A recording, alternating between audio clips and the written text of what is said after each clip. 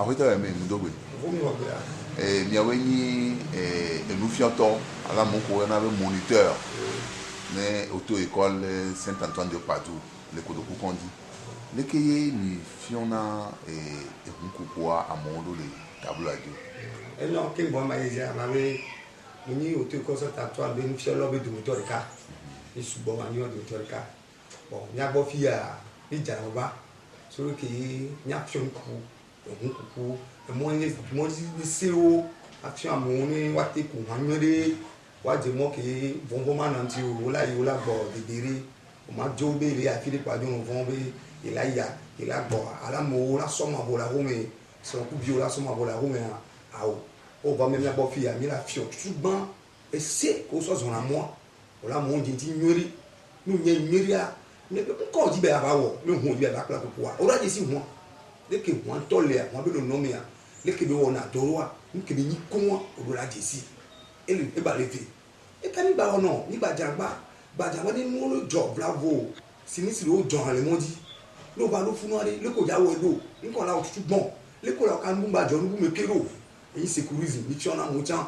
action nu yo le wanti ke amenya na mo o la forma te ambile la jo hunti na mo to la telo ni ha mo la ko du bede bo e ni mécanisme bi wona chan bi le pa mi jagba fun atenu ke mi dinabe ne amere ko bisa ba to mi abo fi ya na nya ni pe panu o le ha me kaka bayi mi o me ko panu de ru yo o da mo ni sale nti kito e ya gbonya no o afoku jesi ore e ya gbonya rekereke e se de jesi ore o gbonya rekereke jiji me jesi ore de che gba me jesi ore ne pokola nka be na no o ko nka be na no e do mo se pe mu nke la tison de ke la ijinko de ke ma ijinko nígbà tí wọ́n tán dé ní ògbàdo àtẹ ìtọ́jà méjọba droit absolu bẹ nyina o ògbàdo àtẹ ògbà kí abado gana nàmọ dudu nyọ bẹ nàmọ mísú àwọn ọmọ kéèmí abọ fi jáde bá mi abọ fi yà òun tó kú. Ya enu koko gbọ̀n sàndé yà dé òye bẹ sukulu yà lọ òkpọ̀sọ ẹsẹ̀ mi báyìí. Ma bẹ ndé kókòrò la gbé yà mẹ àmà wọlé náà mi tutu gbọ́n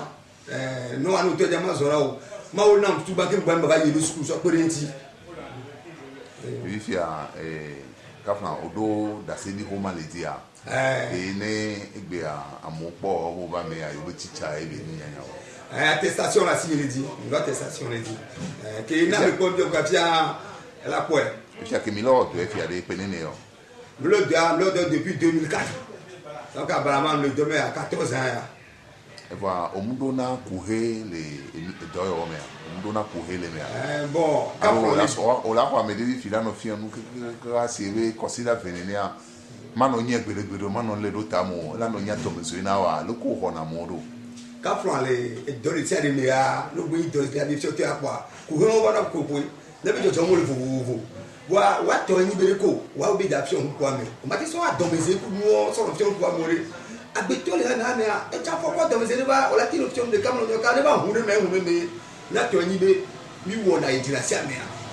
bleu digore patience mi so fi on ame ajaba na me ke nya me amna me patele na ka bo ne o ke tra no jo di jale o camera te nyo mi so lam binaji ne ba se de pe cha mi jina mo wu aso fi on ame no wo ni fi ola nya ta ko mo no bleu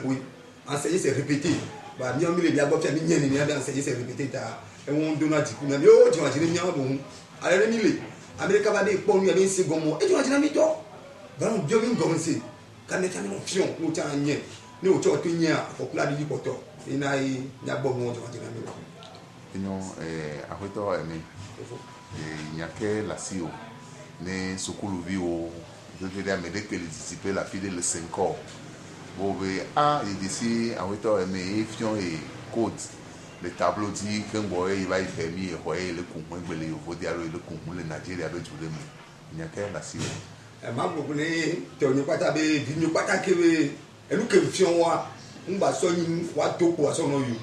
e mba den susu no gbere o kasia ga me no te gbere di numero de poto le poto gbale no hia mo yon me le to ko be yon e wa no yin ko that is that no de nke ti on de so ti on wa me poto le mo di ta mi no so to wa di ya mi na me ka ba gbera